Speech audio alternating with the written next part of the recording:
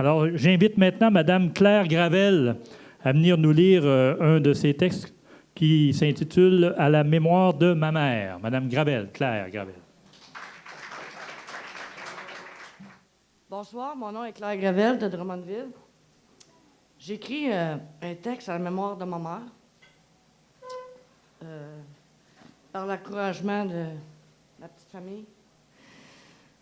Ça me fait chaud au cœur, puis je suis contente de participer avec vous. Fait que ça se lit comme ceci, à la mémoire de ma mère. Ma mère, née en Ontario en 1927, une réserve indienne. Elle était la 6e d'une famille de 13 enfants.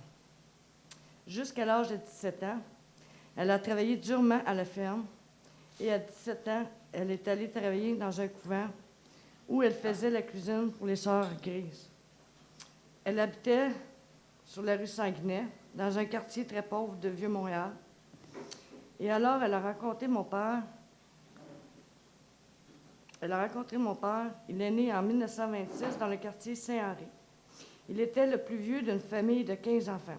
Ils se sont mariés en 1951. Ils ont eu 19 enfants. Donc, moi, la Benjamine de la famille. Ma mère travaillait très dur pour subvenir à nos besoins. Mes frères et mes sœurs ont eu la chance de la connaître, notre mère. C'est en 1967 qu'elle a commencé à être très malade. Mon père a dû la faire hospitaliser. Le médecin ne savait pas de quoi elle souffrait. Il lui disait « Madame Lefebvre, vous êtes enceinte, retournez chez vous. » Plusieurs jours et les mois avançaient. Plus son état se détériorait. Elle souffrait tellement qu'elle en pleurait. Mon père ne savait plus quoi faire. Il décida de retourner ma mère à l'hôpital Notre-Dame de Montréal et elle a reçu une mauvaise nouvelle. C'était le cancer généralisé. Elle avait seulement 40 ans.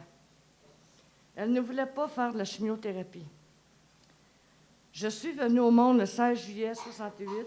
Ma mère, elle était très contente d'avoir un nouveau-né. Cependant, mon père appelait la direction de la protection de la jeunesse pour nous placer dans les foyers d'accueil. Ma mère, très en colère, contre mon père. Mes sœurs et mes frères les plus vieux ont eu la chance, mais les plus jeunes, non. Les plus vieux ont été placés dans les pensionnats à Montréal et les jeunes dans les pensionnats de Sherbrooke. Moi, je suis restée à l'hôpital de Sherbrooke, de Montréal, Marie-Enfant, à cause de mes pieds de beau. Aussitôt que ma mère a su que j'ai été adoptée par une autre famille, elle s'est laissée partir dans son monde. Elle se sentait déboussolée par ce que mon père avait fait. Il essaya de la consoler, mais rien à faire. Elle a demandé un congé à son médecin afin de retourner chez elle. Un jour, le facteur lui a remis une lettre de la justice afin qu'elle se présente en cour. Elle présenta à la cour devant le juge. Et le juge lui dit « Madame Lefebvre, vos enfants ne vous appartiennent plus. Ils appartiennent au gouvernement. » Elle s'évanouit dans la salle d'audience. J'ai été transférée à la crèche Marie-Enfant de Montréal pour mes soins. Il venait me voir tous les jours jusqu'à ce qu'elle retournât de nouveau à l'hôpital Notre-Dame. Je ne l'ai pas revue.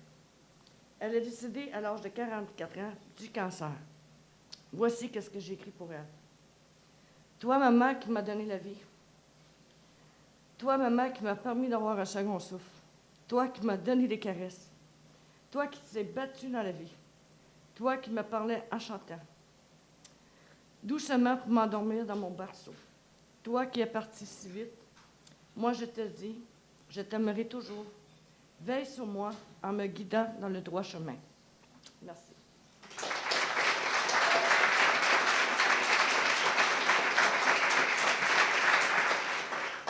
Merci beaucoup, Mme Gravel. C'était très beau.